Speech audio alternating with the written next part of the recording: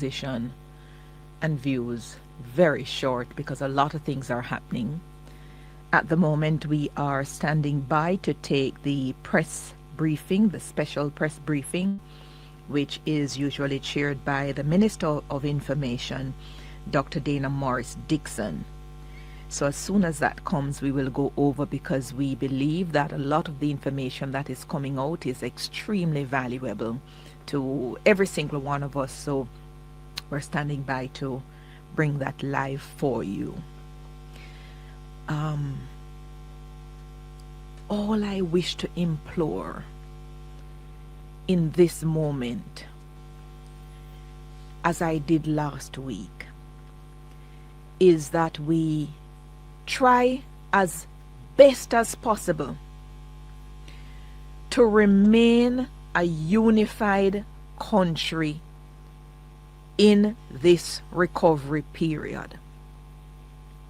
There is a little bit of division that has been creeping in the parliament. We heard from the leader of government business a desire by the government to set up a joint select committee, which was announced.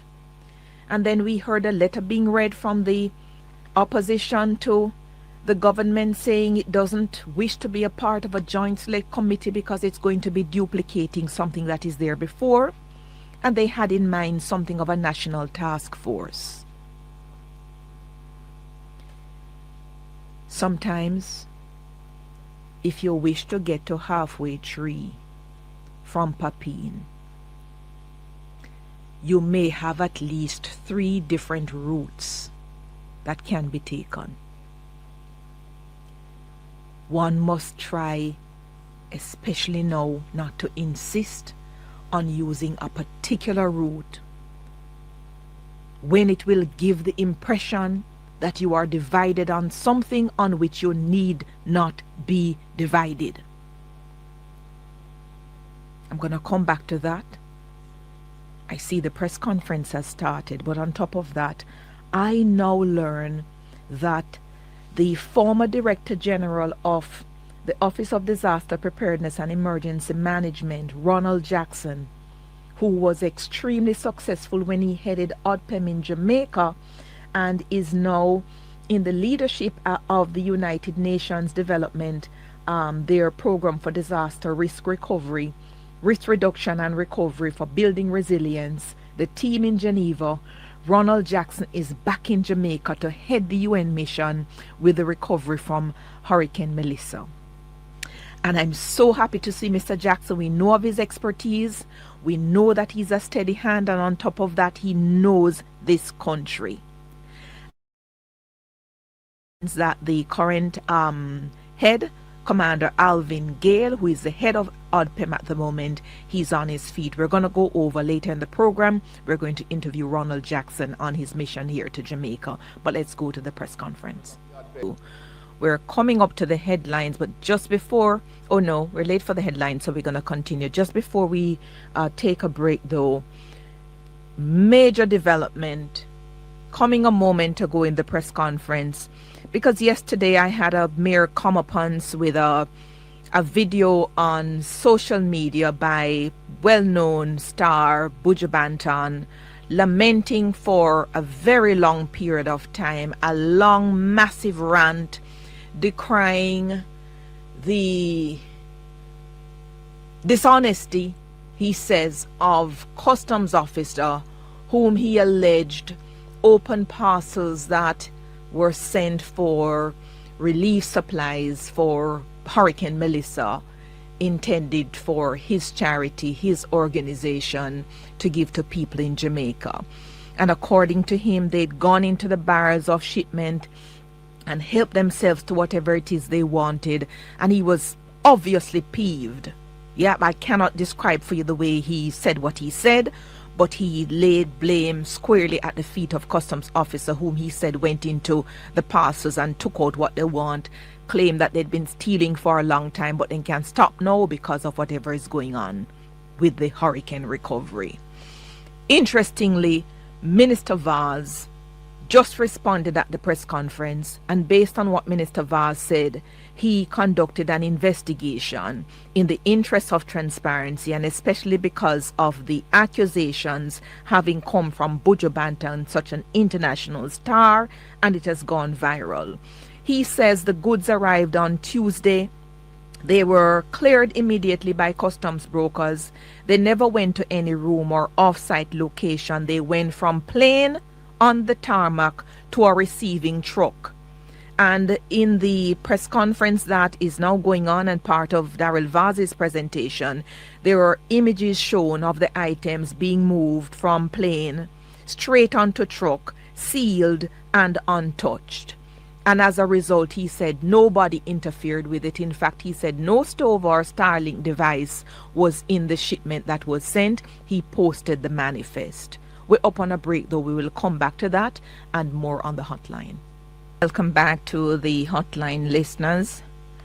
Thank you so much. We're going to be taking a couple of your calls now before we hope to connect with a disaster expert, global disaster expert, who is now in Jamaica, leading and being a part of the United Nations Development Program's disaster risk reduction and recovery for building resilience team. He's based in Geneva. He headed Jamaica's Office of Disaster Preparedness and Emergency Management team for a number of years, and then he was snatched by the United Nations team. He's based in Geneva in Switzerland. We'll have him as soon as we can because a lot of meetings are now going on. So coming out of the press conference, you heard a number of announcements being made there. If you are, wherever you are in Jamaica, just give us an update as to what is happening with you. We had an update from the Minister with responsibility for water. He told us that 130,000 customers are unrestored. At the moment, NWC supplies 78% of the population with water, and the other percentages are supplied by small municipal systems and private supply systems. Of the 78% that NWC supplies, about 76% of the 78% has been restored. More importantly, he said the supply of water is inextricably linked to the supply of power. So the areas that are sort of high up in the hills and where there's no water, there's no light rather, and there's no pump, then water will not be restored unless and until electricity is restored to those areas. Even though they are commissioning some standby generators, those are to be procured, but not all of that is yet done because it is going through the various processes that have to be gone through. So 76% of JPS of NWC customers now restored. In the next 3 days, that number is supposed to go up by 9 percentage points to about 85%. But the balance of the 15% in relation to NWC customers now, the challenge will be when is it that JPS actually gets to supplying electricity.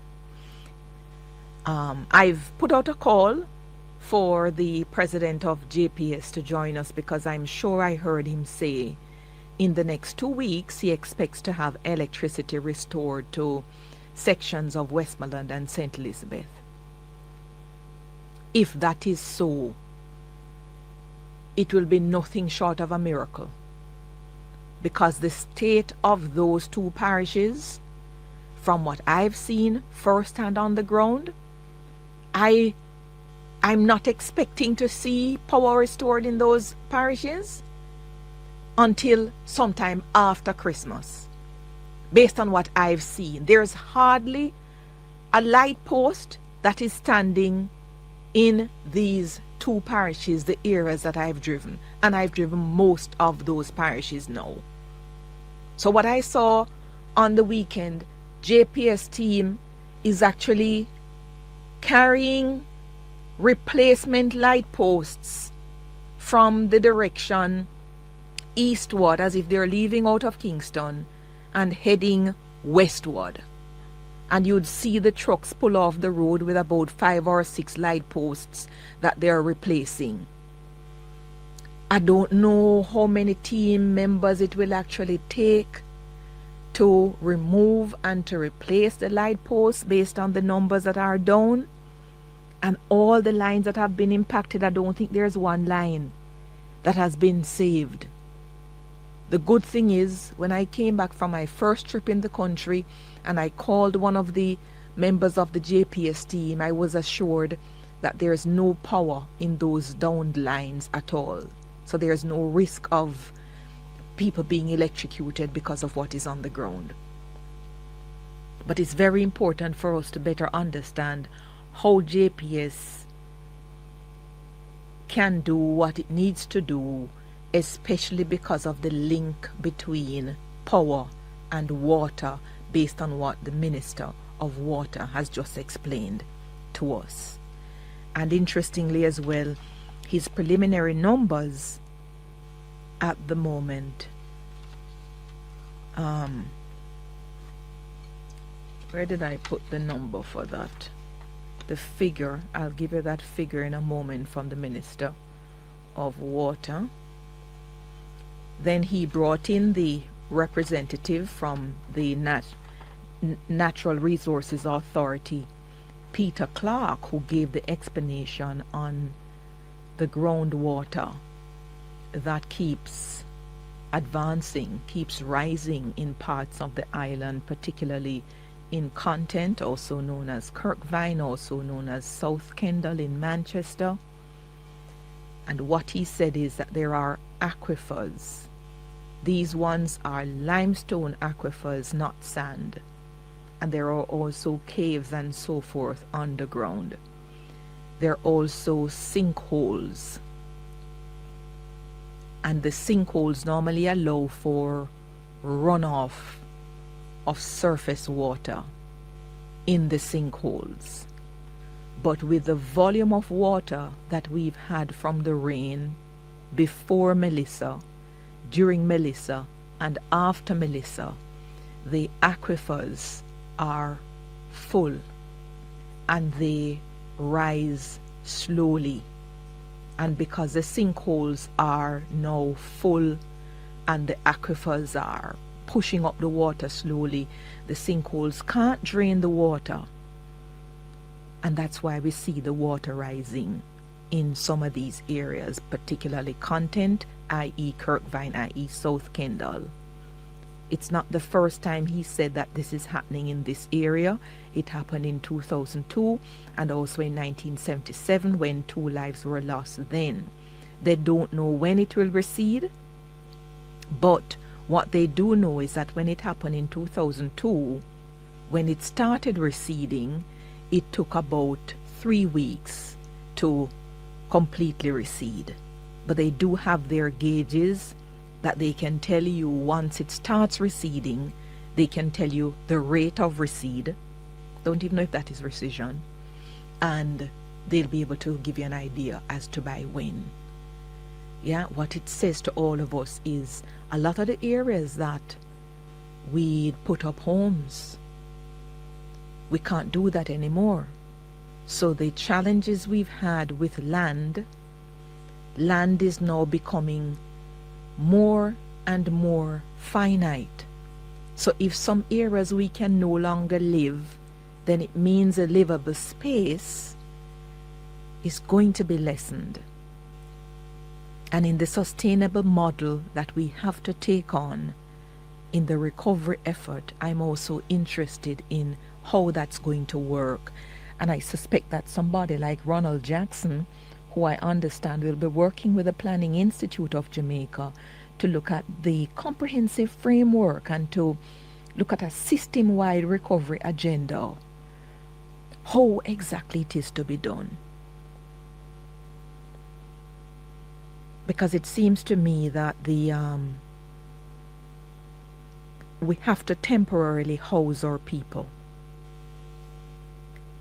When after we temporarily house and we're doing sort of zone by zone permanent restructuring and relocating, I think we'll need the various commissioned land surveyors and all of the other expertise that should come together on the permanent structure plan.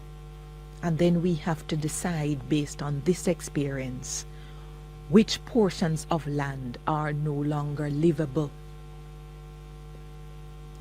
And if these portions were owned by private individuals, how should that private ownership be treated, especially since the individual is going to have to be relocated?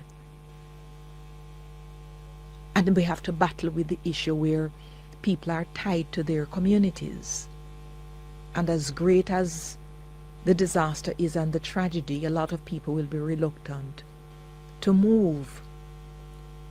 But anybody who has had this experience and is reluctant to move, we're going to have to do a lot of double takes.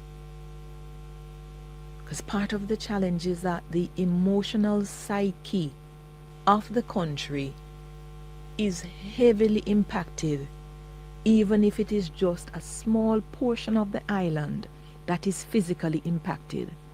So when we had Hurricane Beryl impacting portions of St. Elizabeth, the entire island was sort of in an emotional downward spiral from that.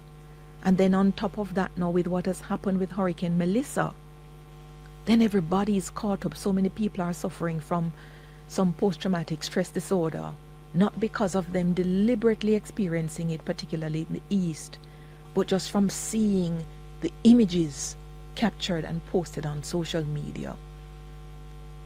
So now that it is understood, I think whatever reluctance we had previous to now to moving from communities, we're going to have to let other thoughts supersede that reluctance. I'm talking this long time because the phone lines too are not functioning. 876-926-2178. They're just not working, guys. I don't really like to hear myself that much. I'm going to take some of your messages on WhatsApp. Thank you, listeners. We're back with you on the hotline. Okay. Or I'm going to come to some of your messages on 876-553-5908. Look, DT, look at the phone line. It's working. Okay. Let us try. Mrs. Fuller is checking to see. 123, red light. 123-2178. Red light. Hello? Right. Hello? Hello, is this hotline? It is the hotline. Thank you so much. I'm hearing you. I'm so happy to hear you because the lines have been down. Who am I talking with? You're speaking with Natalie Edwards. Oh dear, you don't have to give me your full name, Miss Natalie. That's fine. Welcome. Okay. That's fine. Hi, I'm having a problem. I am a Jamaican and I live overseas, and I'm very disgruntled with Scotiabank.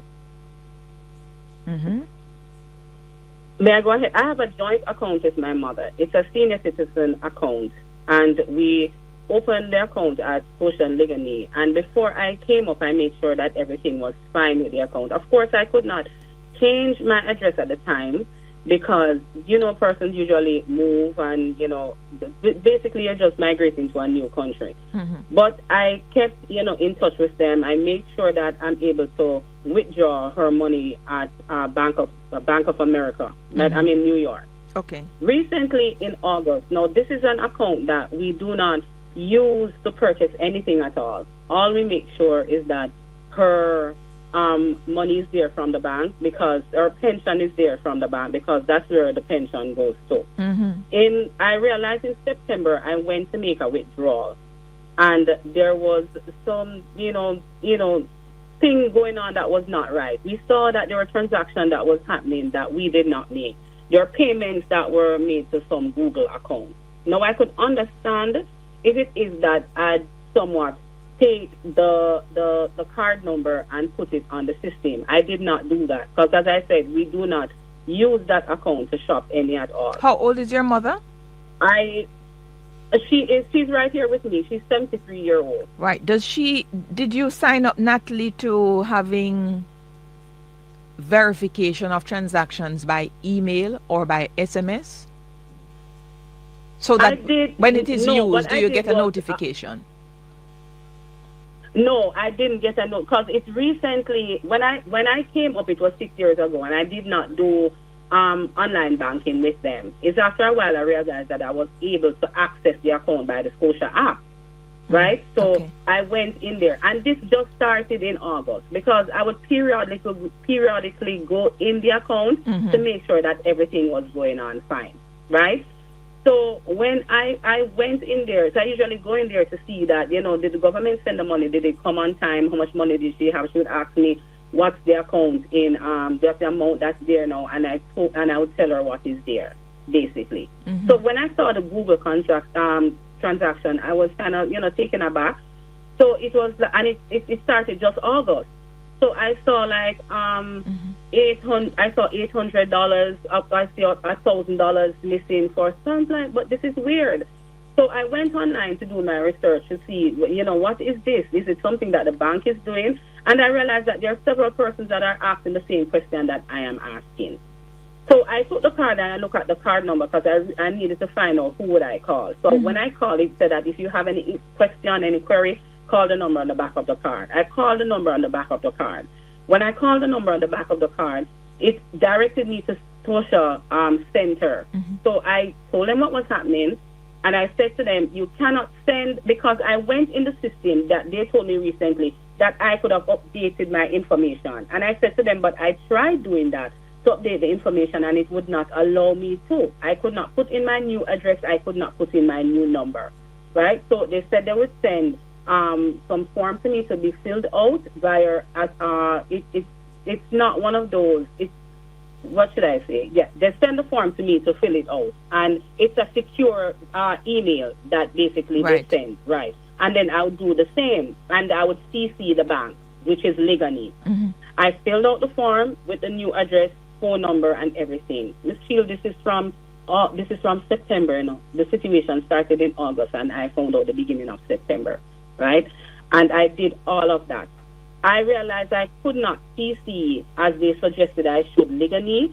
So all the information that I needed, I still have the form filled out even now, right? Because I printed it, I typed in everything, not my social, my PRN, my NIS, everything, and I sent it to Ligani. Would you believe me, Mr. Sees, that this is November, and each time I call Scotiabank, I have to go through Social Contact Center, and when I speak to a representative there, they have to look up to see how far the situation is, how far my case is, and then they say to me, they don't know why that Scotia Ligani has not called me when they should have called me already just to verify with me because I gave them my new number. I've not heard anything from Scotia Ligani. And you're still in New York at the moment. You're still in New York. I'm in New York at the moment. Right. And each time I call, I have to go back through the entire process. Right. Again. And I'm really upset. And your mom, where's your mom? Is she in Jamaica or she's in New York with you? She's right here. Yeah, she's right here with me. In New York with you. For you all the while. Bless you, bless you. What is your first name, ma'am? Marjorie. Miss Marjorie. MAUDTRIE. Yes. Yeah, Marjorie Road. Right. Thank you so much, Miss Marjorie. So sorry to hear about what is happening. Yeah. What do we do now? So you now have access to Scotiabank, the app, so you can see when. No, I can't. You can't. No, I can't. I recently realized that she got her last pension, and I got an email saying that there was a deposit. So I guess that's what you were asking me, right? So I got an email that there was a deposit that was made. Yes. Two things you're supposed to see, Miss. Two things you're supposed to see, Natalie. Not only deposits, but every single time there is a withdrawal, you're supposed to have email notification, and they would also say if that is not you, make contact immediately with the Scotiabank Center so they No, can I stop don't the see that. payment. I see that here for the U.S., but I don't see that for Jamaica. I just saw that there was a deposit that went on there, right? So I'm trying to fix all of this from overseas because this is still, I'm sorry, unlike persons that will make it look like everybody in foreign rich is not true. To spend $500 to come home. Yes. And I'm saying, but this is ridiculous. Yes. I said this is ridiculous because Scotia legally sent me a message saying that the Scotia Center told me that they're investigating the claim, which is under its standard procedure, right? Yeah. And I said, fine. Scotia legally give me a total different message saying that since they did not see any anything that is out of the norm in the account, I can now come to Scotia legally to pick up the card. This is after I filled out the form, and I send it just as Scotia Center said. No, a while ago I said to a friend, can you go to the bank for me, please? And I need to speak to somebody on the phone. They said that they will not speak to me on the phone. I understand you cannot give her any information concerning my account. That is fine. I just wanted to speak to somebody direct since it seems that the third party is not really working. Right. There's a gentleman there who is one of the managers, who is quite responsive, I find.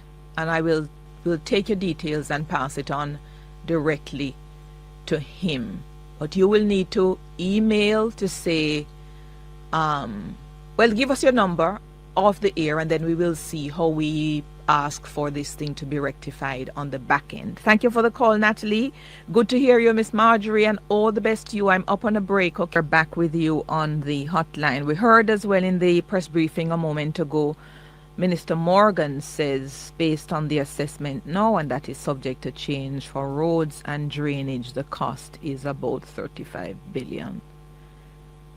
And preliminarily, $5 billion have been made available to reopen roads. There's $1 billion for emergency road repairs, and there's $2 billion for drain cleaning, including Sandy Gully. Look here, there's one request I want to make. As much of the China Harbor people as possible who can be involved in the road restructuring exercise, I beg us to let them be part of it. Whatever subcontracting work they do to the local contractors, so be it.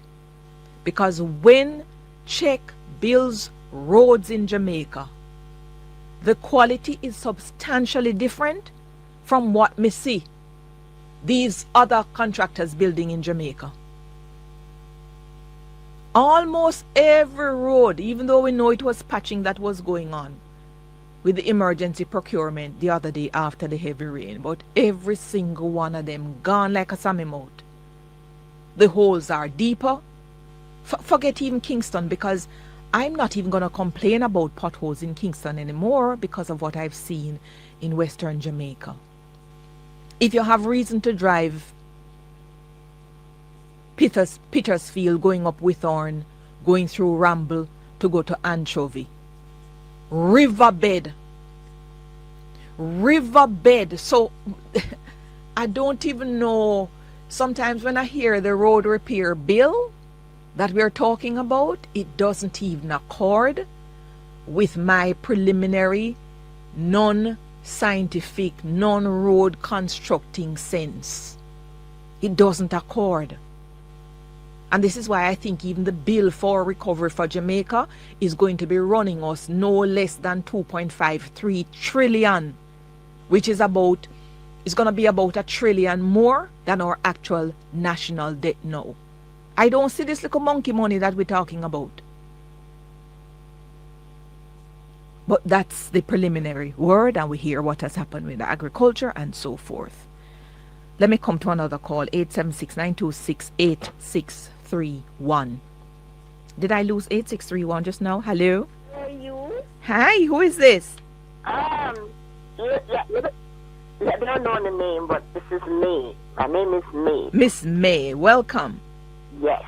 Yes. You know what I'm calling about? No. I am a senior citizen of this country, And I'm begging, and I'm asking the people them, please, whatsoever come for the people them to enjoy, please don't take it and go and sell it. Have a little conscience, people, please. Don't sell what come for the poor people them at this country. I am begging you. So you always, when things come for the poor, you see people have them on the street side as well. And I'm asking the people them, let the people them get the things to eat. And I'm asking them, please, not to take the things them and sell it. Yes. And buyer, please do not buy the things them from the people them what come for them. I am begging, please. I am asking you, Jamaican, whosoever may doing these things, let the people them get the things them in peace and no selling. Some people now no money to buy nothing now, and please don't sell it. It's good. That is what I have to tell you something, that the level of dishonesty sometimes, it's beyond belief. And there's a way in which the money and whatever it is that they will get from it, it sort of come back to eat out them heart, Miss May. Mm-hmm. You can't stop people from thief. Yeah, You cannot true. stop people from just being downright dishonest. Yeah. But we know what happens to them in the end. Yes. Yeah? Yes. Cannot stop Yes. it. I take your appeal and I just hope that it falls on good Yes, soil, but I'm it a takes senior. good heart. I am a senior. I'm not in the position right now to do nothing for. I am not a person who is walking good. But my heart is bleeding to begging Jamaican, do not take the things them and sell it and pack them in a truck and carry them on the one, carry them on a stop it. God up ahead and look down for you what you're not doing. I'm begging you, please. I'm pleading to you. Have a great day, All my right. dear. Thank you. Thank you so much for the call. Mm-hmm. Yes. They said, Dr. Guy, how are you? What's it? Ferris to Macfield Road was done by China Harbour? Yes. The Ferris one. Which one is Macfield? The Ferris Road, Ferris going up to that turn. No, part of the road is still good. The Ferris, if you're heading to Westmoreland from St. Elizabeth and you're driving Ferris where you'd go down to Paradise, that road is okay. When you turn right at Ferris where the petrol station is and go up to the turnoff where you can take left to go down into Petersfield, or you go right to go up on the hill that will take you to Withorn, that road remains in a good condition. Is when you get beyond that now, like you're going into, I don't even remember what happened out of Bramble there, so.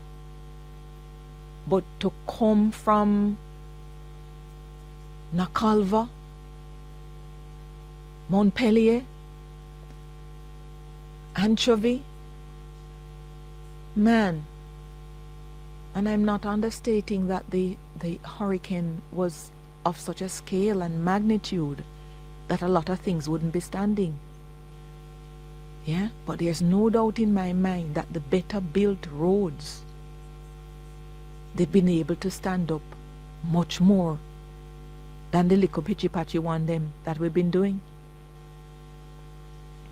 Dr. Guy, come talk to me. It's a long time I don't hear from you. Come talk to me and tell me how things are with you. 876-926-2178. Hello? Hi, good morning, Mr. Shield. John, how are you? I am giving God thanks. I am not 100% good because my fellow Jamaicans are having a very hard time. So it comes to the risk. And my spirit, and just hope and pray that when we go to them when we go to people who are in darkness with a candle, We don't go there just to look at them to see if they are still there, but to take them out of the darkness. So I want to talk about two things there quick. I was in Parliament on Tuesday. I think it's about time that Mrs. Holness realized. But I didn't know that she didn't know that they are open questions and closed questions. Some questions just require one word for answer, yes or no, or some that you have to elaborate on. You know, I think that she is really frustrating the speakers, especially the opposition side. And I believe she must stop it. It's not going down well with the Jamaican people at all. Because people want to hear what their members of Parliament are saying, and she's stopping them. Oh, okay. She's just stop. Oh. Mr. Shields, I want to commend Dr. Christopher Tufton. And he being the only minister, I think he's the second minister who have gone into an area and has invited the opposition MP to come with him.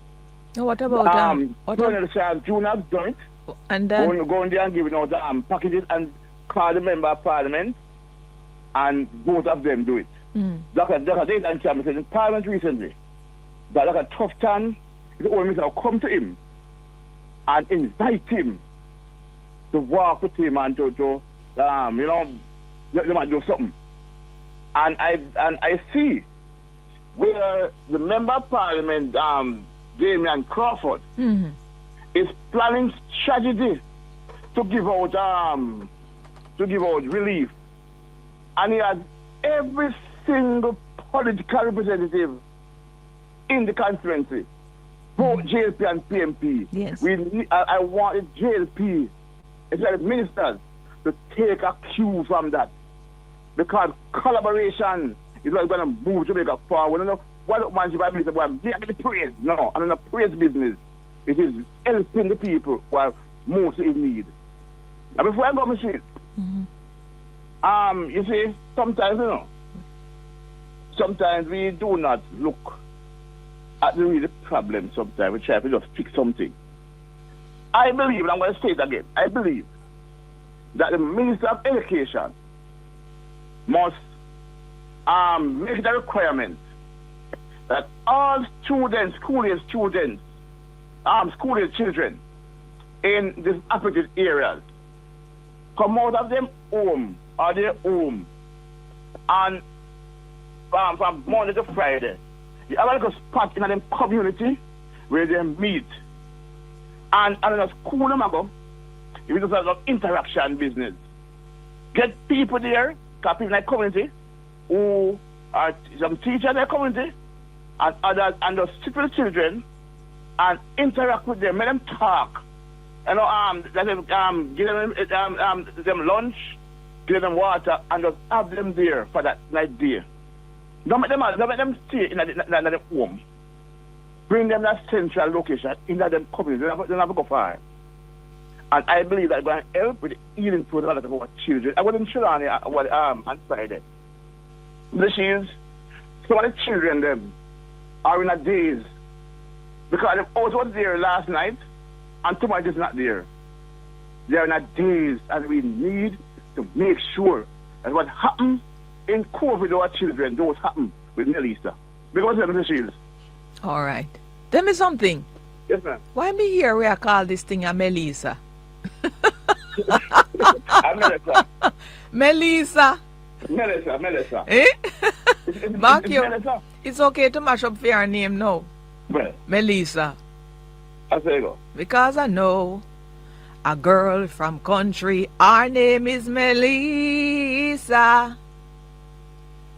All she feed pan is pure zinc, not hamburger. Ah.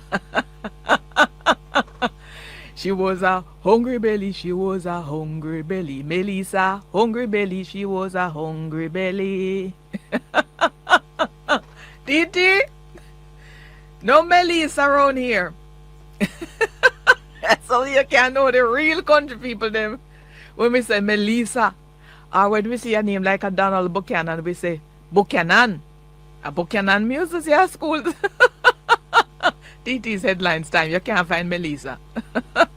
Take it. Thank you, listeners. We're back with you on the hotline, and there's more coming in now concerning this massive tirade by Buju Banton on social media, alleging that customs officers stole articles, items from a shipment that came in, and he says stove and Starlink device, they were taken, as well as some of the goods that were sent, and he really got upset on social media, as is understandable if that sort of thing took place, and he was attributing that to customs officer. Minister Vaz, as you heard in the press conference, he refuted those allegations and said when the shipment came, it went from the tarmac straight onto delivery truck. And he showed pictures of the items moving from tarmac to truck, and they left for a location, he said, in Spanish Town. In the last couple minutes, somebody has sent this to me. I don't know if this is a response from Buju Banton or what, because I don't even sometimes know how to read what goes on social media. This thing looks like it comes from Buju Banton's handle. It says, Minister Vaz, with all due respect, I can see that you remain unaware of how things went. The goods were not taken from the plane to our trucks, but instead taken from the plane to an area we had no sight of. On day one, our persons waited for 7+ hours for the clearance of the items and for the trucks to be loaded. On day two, the same thing happened, with the only difference being that the time they took to get us the items from customs was a shorter wait time. Seals were broken and things were taken. I have no reason to create mischief nor make up stories. As usual, you tried to make this political. For your information, the packages on the flight for PNP MPs were donated and placed there by various Florida commissioners and donors.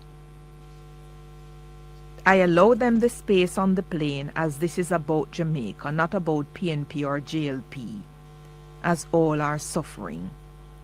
The reality is that the system is broken.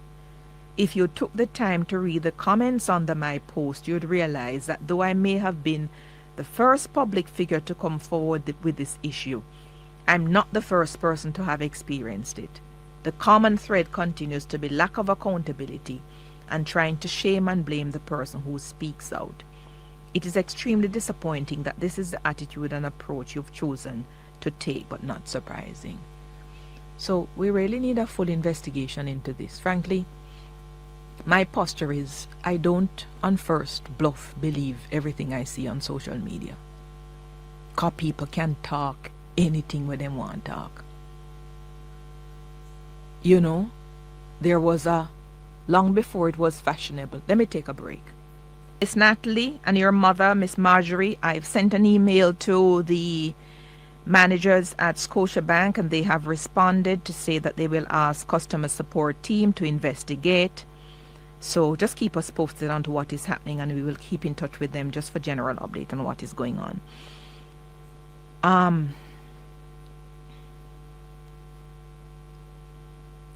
There was an issue some time ago. Listen, this is the approach that I take.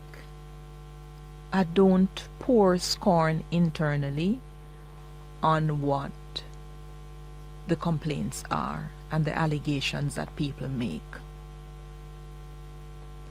But I also believe that before we conclude, then investigation should be carried out. We had the Buju Banton tirade, we had the minister's response, and now we're having this other response which I just read, and I'm not sure exactly where this response has come from, if this is Buju's official response to the minister or what. The reason this is so important is because of Buju Banton's standing and his international influence. At a time when people are donating, sending all sorts of gifts from all over the world, this can literally have a chilling effect on people's desires and people's follow-through in sending relief to Jamaica. So it is of national importance that this be sorted out by full proper investigation and disclosure with videos and more, so that people's fears can be calmed. And if there are genuine reasons to be concerned, then those are to be addressed post haste. It has to happen. I was making the point, this came to me some years ago, and this is why the systems have to have cameras and backup and all sort, because we just don't know where in the line of things that happen, things can go awry. Some years ago, there was this young girl who went to this place called South Avenue Grill for some birthday function. And my God, the young lady gave one piece of critique of the entity, cursed them out dead rotten. Awful. How awful they were. She had to wait so long for her food.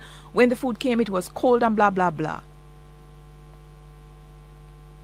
And apparently you get a lot of clicks for some of the things that you say, and you go and you give a critique of this particular restaurant. People either go there, people don't.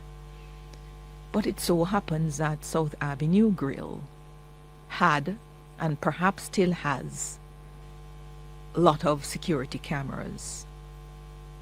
And South Avenue Grill was able to package, to rebut and to refute every single allegation of this young girl, because the allegations were laced with untruths. Yeah? I don't know what has happened to that young girl since. I am not at all saying that this is what happened in this instance of the allegation that is being made by Buju Banton. But for the integrity of the system to be protected, if he is right, then the cameras there should be able to prove. If he is not, the cameras should also be able to disprove. And we should know, if the seals were broken, what the cameras can show is whether or not they were broken on compound, because this particular response is telling us that the seals were broken when the items were handed over. So we need to see that. It's not a simple issue, especially in this day and age where social media, things travel at the speed of light to go in all jurisdictions, and people are not even waiting long enough to hear what an actual investigation turns up. So if we don't do it fast, we lose the moment. And before you know it, every customs officer is branded in a certain way, perhaps unwarranted. If it is warranted, it's a different matter. And if it is so, then whatever action is to be taken can be taken. But we need a deeper and a speedier investigation in light of this response, which somebody has sent to me, copied to me on social media in the last 16 minutes. Yes. Let me come to a call. 876-926-2178, 926-8631. 2178. Hello. Good morning. Hi, how are you? Michelle. Hi, who is this? This is Everald Christie talking about Ian Wilkins and the 2 hours.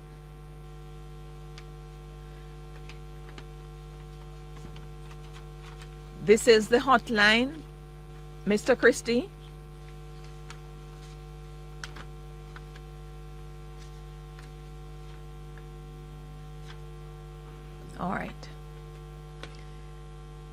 876-926-8631. Hello?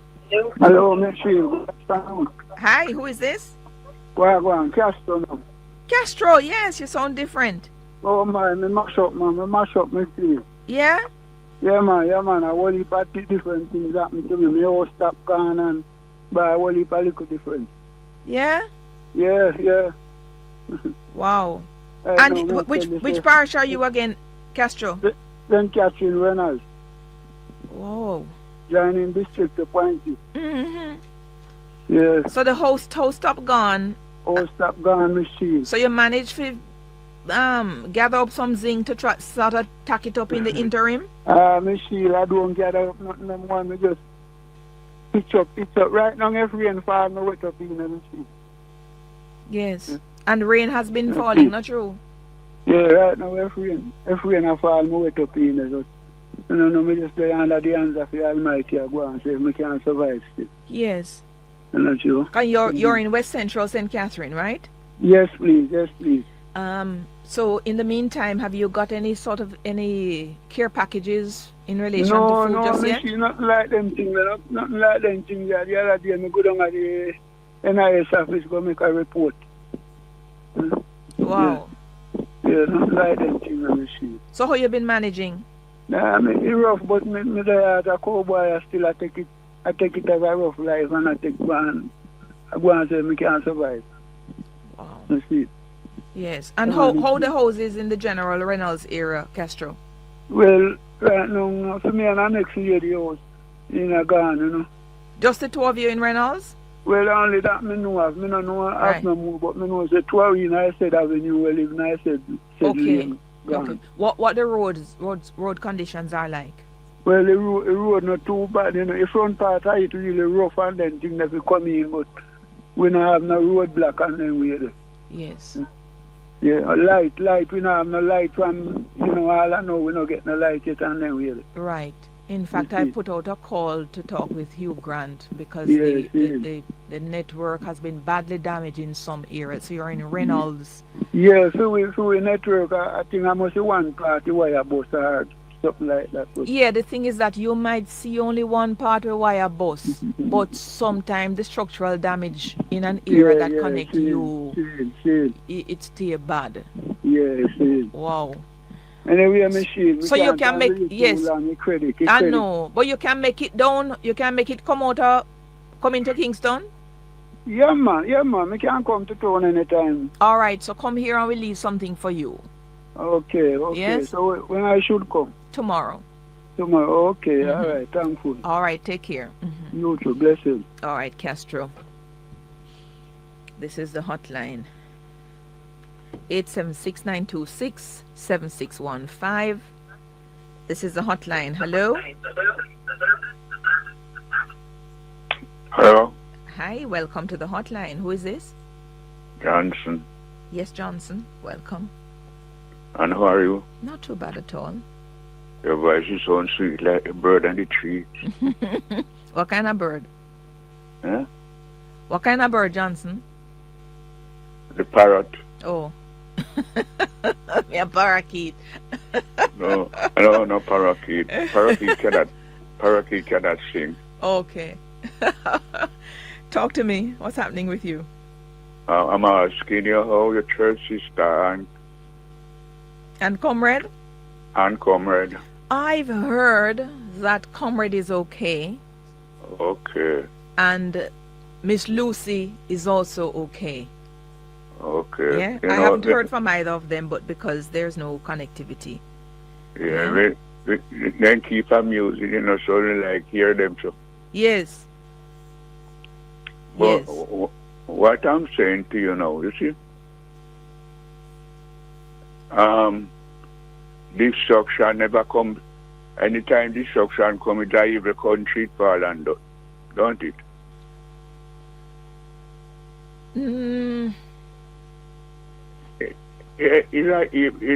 God said that this sin had come up before him. Yeah, but sometimes, sometimes if you go back to Old Testament, even God's chosen people, if for whatever reason they're not listening, he will even raise up armies against them. Right. To reset, have them reset and reorganize. Okay. Yeah? When he said Nineveh to Jonah, no Jonah to Nineveh, because this year them was extended the wicked. Yes. And God here cry. Yes. And him send Jonah down there. And Jonah said in 7 days each country shall destroy, and the king up an army and put on sackcloth. Yes, them change. So Yeah. there was no destruction and Jonah vex. No. Or he wanted the destruction.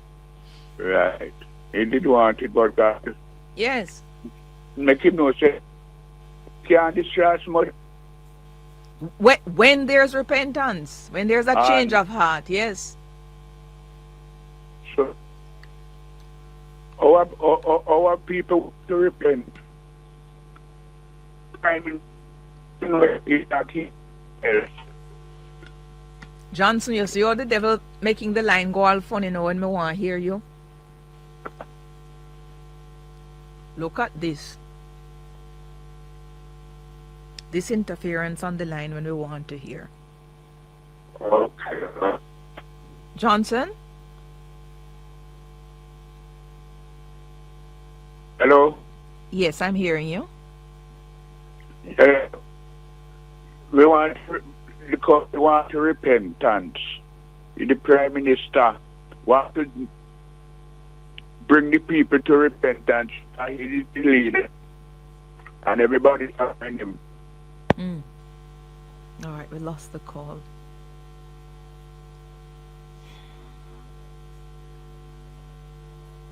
All right, somebody is sharing with me now a response from Daryl Vaz in the last couple of minutes. Listen, let's just do the full investigation and have a full and comprehensive disclosure on this, because this is about Jamaica and Jamaica's name one way or the next. If there's culpability wherever it is to go there. But let's just back off and fully investigate this thing. Let me take a break. 876-926-2178, and we have Money Talk coming up in another 9 minutes, so I'll come to 2178. Good morning. Hi, morning. Who is this? 2178, can you hear me? 2178. Hi, greetings. I nearly lost you. I was just about to click away. Who is this? Hey man, this is Nation. I'm calling from Kingston. Yes, Nation. I want to find out, and I'm hoping you can help me. In regards to persons who would have their property basically taken over by nature, which is the water bodies, I understand that when it comes on to owning property, you can't really own any body of water like the sea and the rivers and so on. So these natural areas now have been taken over. I mean, what law exists now where people have buy land and it's no longer land anymore but a body of water, which is a natural area?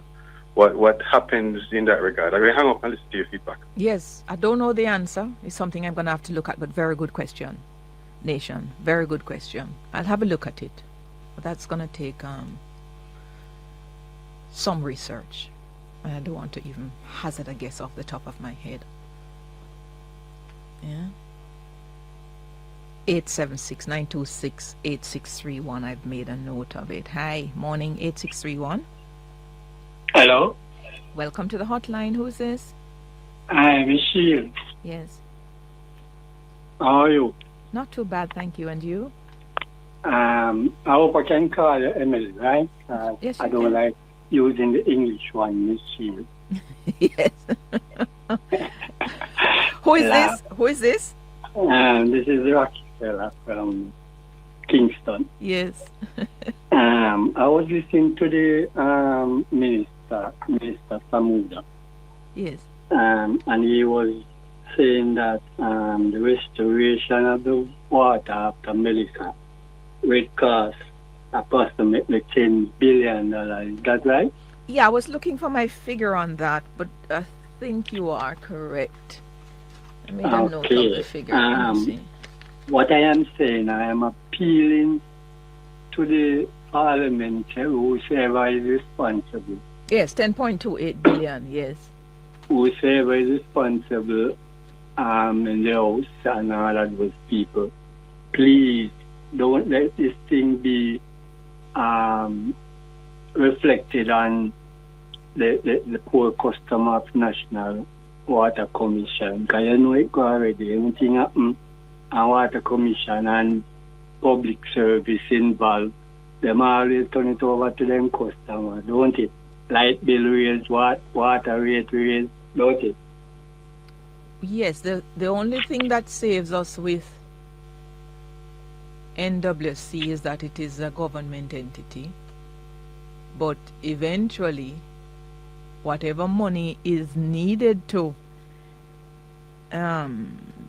deal with the repair to NWC, it will have to either come from us, maybe not through bills, but through taxes or grants, if we get grants for that, or through loan, because it is a government entity.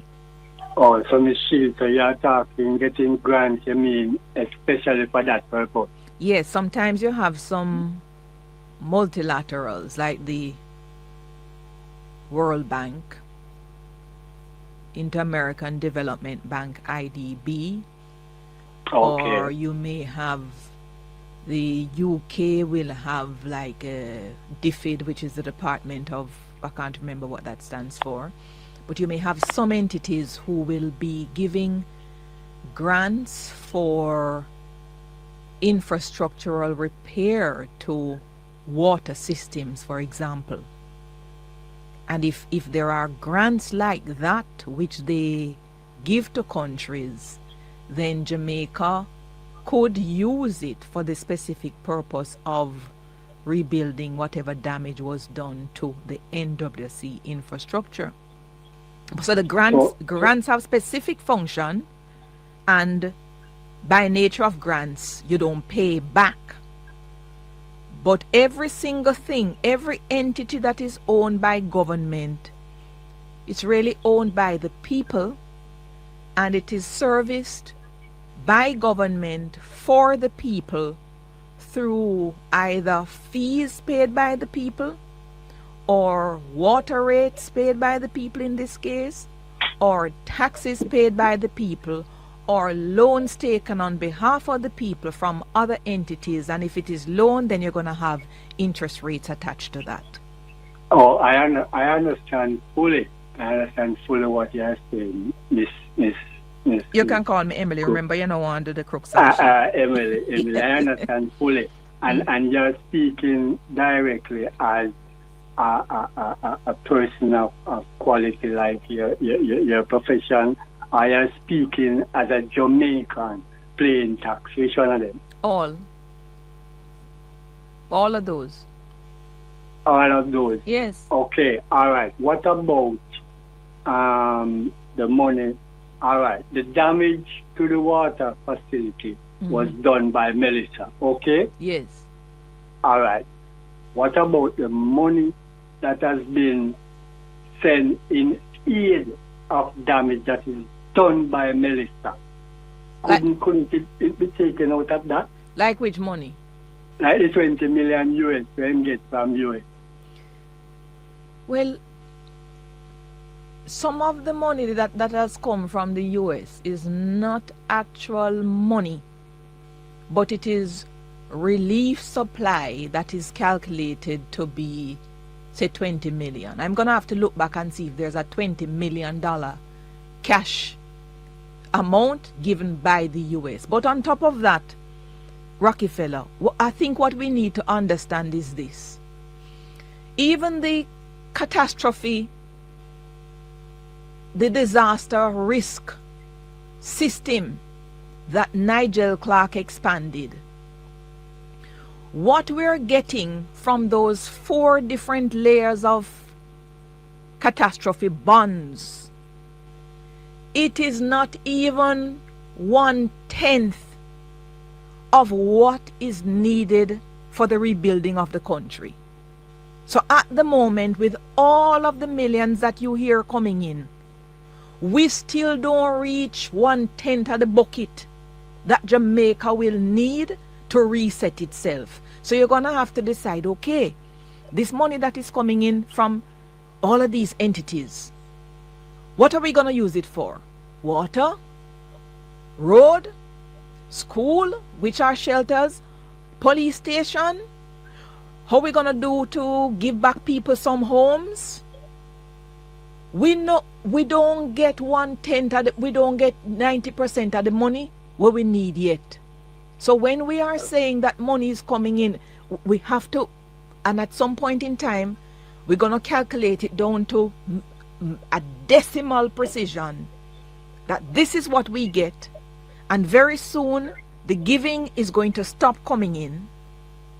And then when we see what we get, we look at what we have to do and the cost of it, and we realize. Okay, Emily. Yes. Level with my card. Me used to go KC, but me not really come out with no PhD and then something there. Yes. Right? KC is good. Level with me now, because me don't know about my math grade. What are you telling me that the $10 million we insert, the US 20 million, because the minister in the conference stated directly that it was 10, 20 million US dollars. She didn't say dollars and kind, which you refer to as material and another thing. Right? She said 20 million US dollars. Okay. Dollars. Okay. Does that in our currency measure up to 10 billion? No, that is 1/3. That is 3.1 billion at 155 Jamaican. Okay. That is 1/3 of the NWC bill only. And then if you look at the billions that Minister Morgan says for road and drainage, 35 billion. Okay. Then you will see that if we get 3 billion, which is 20 million from US, then we would want 7 billion Jamaican more for the NWC, plus the 35 billion for the road, and we have to add it up like that. But Rockefeller, thank you for your call, KC graduate. Fortis, we say. Beautiful, we're up on a break. When we come